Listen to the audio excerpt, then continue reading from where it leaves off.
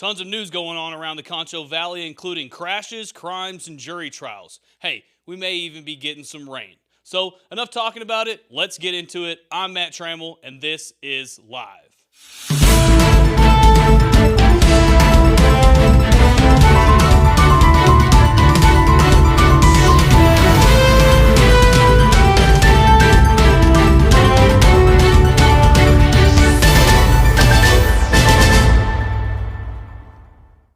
But first, is your man a fan of Yellowstone? Inspired by Rip Wheeler of the hit series Yellowstone, this cologne embraces an ethos of rough and tumble cowboy cool. It's handcrafted fragrances with notes of desert verbena, yellow grapefruit, golden aspen, and Atlas cedarwood, a fresh and clean woody scent for everyday wear. You know, the masculine stuff. It's only available in San Angelo at Myers Drug. They're more than a pharmacy. It's the greatest gift shop in San Angelo, too. Myers Drug at the corner of Beauregard and historic downtown San Angelo, or you can visit them online at myersdrug.com. We start the show today with an update on the ongoing jury trial that is going on in Tom Green County. I myself have been in the courtroom all week hearing the trial of the state of Texas versus Clayton Wayne Dunn. The jury decided yesterday that Dunn was guilty of accident involving death. The man killed was 33-year-old Jacob Martinez. Following the guilty verdict, the jury was still pressed with the decision of how long Dunn would be sent to prison. During the punishment phase, the jury heard what Dunn had been up to since his original arrest. Since Thanksgiving 2018, Dunn has been arrested an additional 3 times. 2 of those times was because of crashes behind the wheel. The worst of the 2 occurred the day after Thanksgiving in 2020. 2 years after the fatal hit and run, in this story, a witness told the jury how Dunn allegedly drove all across town, in and out of traffic, running red lights and hitting curbs. He finally stopped at the Shannon Clinic on North Bryant, where he was arrested for driving while intoxicated. Police believe prescription pills caused his erratic driving. Another witness that took the stand was Martinez's mother. Her heartbreaking testimony and had many in the gallery in tears. The jury is expected to decide Dunn's fate later today. He is facing between 2 to 20 years in prison. On Thursday afternoon, drivers across town seemed to lose their driving ability. The first of 4 crashes that took place in an hour span took place in front of the Whataburger on North Bryant. SAPD Public Information Officer Kelsey Hernandez gave us a statement at the scene. Let's listen. Officers were dispatched to 19th and North Bryant for a motor vehicle accident. The Mitsubishi Outlander, blue in color, was heading southbound on North Bryant, attempting to turn eastbound on 19th. The Honda Civic was heading northbound on North Bryant. No citations were given to either driver. The driver of the Honda was transported to a local hospital by ambulance, and the driver of the Mitsubishi was transported to the hospital by a personal vehicle. No minor injuries for both drivers. Another crash that took place was on the 5100 block of Christoval Road. Police say that a blue Trailblazer and a white F-150 crashed. The truck hit the back of the Trailblazer. The crash was so impactful that the driver of the Trailblazer was sent to the hospital. The driver of the F-150 was cited for failing to control speed. The other 2 crashes occurred at Bryant and Old Knickerbocker Road and Harrison, Maine. Neither one of those were very major crashes either. On Tuesday, a San Angelo man was arrested for assaulting another man with a crowbar. According to court documents, the victim's son went to wake him up and told him that a man was banging on the front door and trying to break windows. The victim got out of bed and went to investigate. He ran outside and saw a man identified later as David Flores getting into a dark-colored pickup truck. When the victim went to stop Flores from fleeing, Flores allegedly assaulted him by hitting him in the head with a crowbar. The assault was so bad that the man required 8 staples to the head from hospital staff. Police put together a photographic lineup where the man confirmed it was Flores who beat him. He was able to ID him, and Flores was arrested for the charge. He was arrested for aggravated assault with a deadly weapon. He was later released on a $40,000 bond. This is not the only aggravated assault that has occurred recently either. Yesterday, a Rowena man was arrested for kidnapping a woman from Tom Green County resident. At 4 o'clock, San Angelo police received a phone call from a woman who said, help me, he's trying to kill me. After that, the phone disconnected. When sheriff deputies arrived at the residence, a man was seen bleeding from his head. This man identified the suspect as Jonathan Stacker. Stacker allegedly broke into the residence and yelled, hello, and when the witness and the female victim went to investigate, Stacker attacked the man, punching him and throwing him around. He also punched the woman in the head as well. Stacker threw the woman into the vehicle and drove to a residence from Rowena. Around 7:05, a sergeant investigator received news that the female victim was at a Stripes convenience store in Miles. Stacker was arrested on August 17, 2022, and has a $500,000 bond. For more about the kidnapping and the CROWBAR assault, check out these stories on SanAngeloLive.com. In more bright news, San Angelo's Smoothie King has officially opened its doors. The popular smoothie shop opened Thursday morning in the newly rebuilt shopping center at 1819 Knickerbocker Road. Hours are Monday through Friday, 7 a.m. to 9 p.m., Saturdays 8 to 9 p.m., and Sundays 10 a.m. to 8 p.m. as well. Smoothie King offers a wide variety of smoothies, including energy, weight loss, muscle growth, and even just sweet treats. Smoothie King joined Venture 19 and Jason's Deli in the former building that housed Corona's formal wear on Knickerbocker Road near Bonsai and Westlake Hardware across from San Angelo Stadium. And finally, over the next few days, the Concho Valley is looking like we'll be getting some much needed rain. As you can see from the radar images, as of right now, it looks like it's still coming. Right now, there are storms in the South Plains that will end up going through the big country and then on to us. The National Weather Service is projecting the showers to be here late tonight or early this morning, early tomorrow morning. Either way, there will be heavy showers tomorrow afternoon. After the break, organizers with the First Responders Barbecue join the show to talk about their big weekend plan. Buying a new car. Before that, here's a quick word from Jim Bass Cars and Trucks. Get really easy. Just visit JimBassFord.com and you can order a vehicle just the way you want it. Color, trim level, equipment, and the list goes on. And when you order a new vehicle from Jim Bass, we'll even deliver it right to your door. So go to JimBassFord.com and start your order today, or visit us in person at the corner of Houston Hart and Arden Road.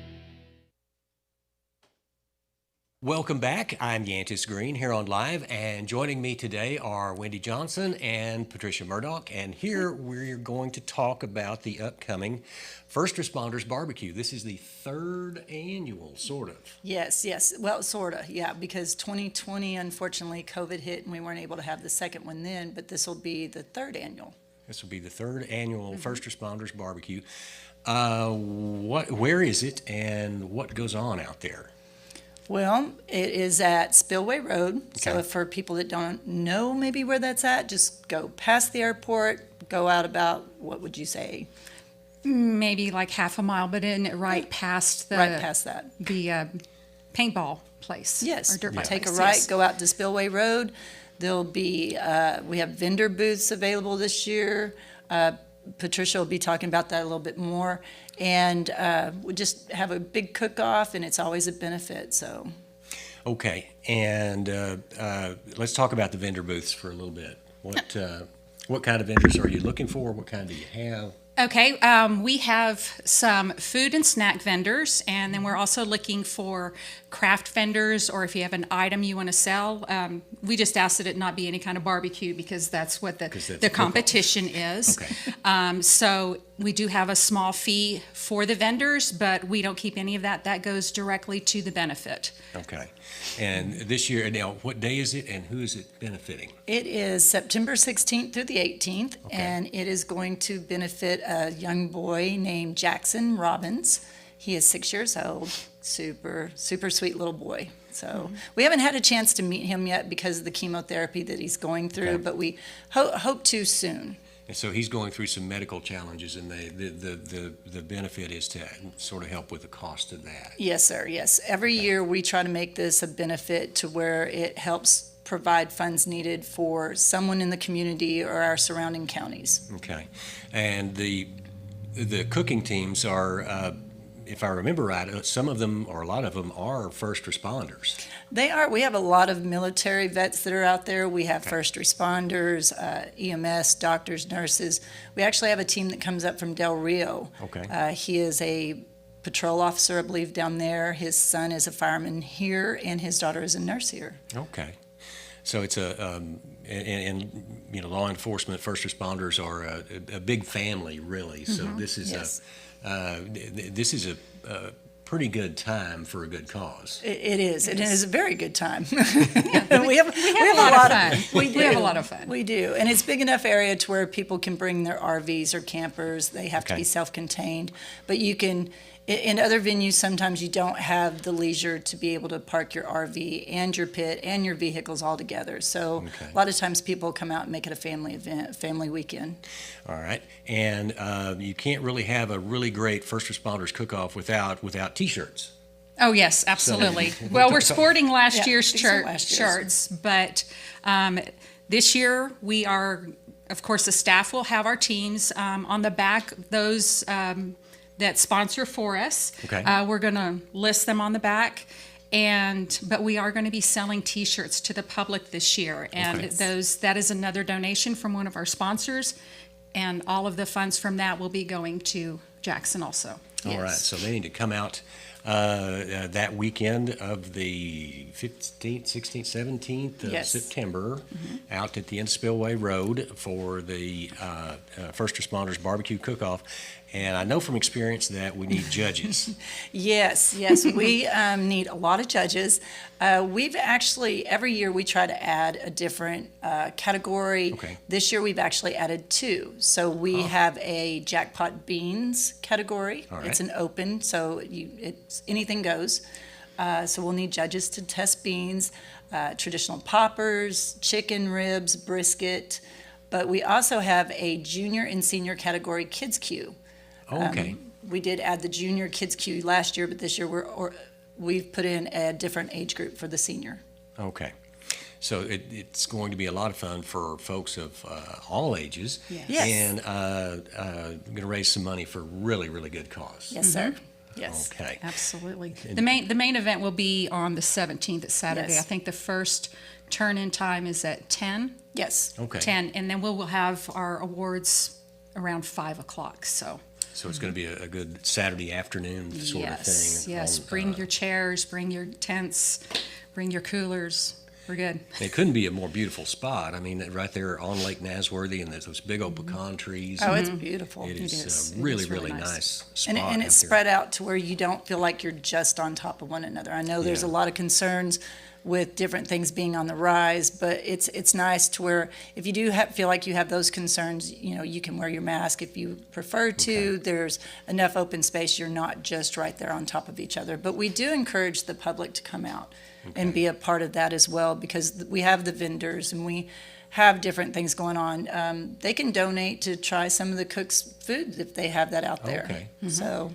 All right, and I generally forget something when I do these interviews. So is there anything that y'all really want to let folks know that I haven't asked you? Well, I think she just hit as far as the public is welcome to go to each of the cooks' camps. Okay. Ask for Yes. samples, make donations to, help with a cause or help the cooks out, whatever. I mean, they're very welcoming to They help. are. They are. So. And if the cooks are like, well, hold on just a moment because they're trying to put together what they need to turn in, just give them a minute, but they always make extra. I think the main thing I would like to touch on is who the recipient is this year. Yeah, let's do that. Jackson Robbins is a 6-year-old little boy who unfortunately went through some medical issues at the first of the year. They weren't real sure what it was. He is also autistic, but they did go in and do an MRI and found what's called a medulloblastoma. And it is a type of brain cancer that basically is right where the cerebellum is, at the base of the neck and the top of the spine. And it affects his coordination and different things. But we saw a really great video the other day on his his journey. In fact, it's called Jackson's Journey. Okay. You can find that on Facebook. He has his own page, and they had him up with his rehab therapies that he's going through, and he's walking, and they're helping him with that. So that was really a good to see. His mom is a speaking of first responders, she is an emergency dispatcher here. Okay. All So, right. and his dad works for Home Depot, and we know they're involved with a lot of different projects too. So, Well, that is fantastic. How do people find out more? Are you guys on Facebook? Any phone numbers you want to give out? oh yeah, you can go ahead. Yeah, we do have a Facebook page. It's First Responders Benefit Cook-Off. And on there you will find all the information about the cook-off, for the rules, the entry fees, times. There's also some information on there about Jackson. Okay. And you can message us directly through there, or you can contact me, and my number is 325-627-5693, or Wendy, and your number is? Yes, my number is 325-234-0583. It's out there so much I don't know why. Yeah, I I don't forgot it. remember phone numbers anymore, but yes, and then you can look around town.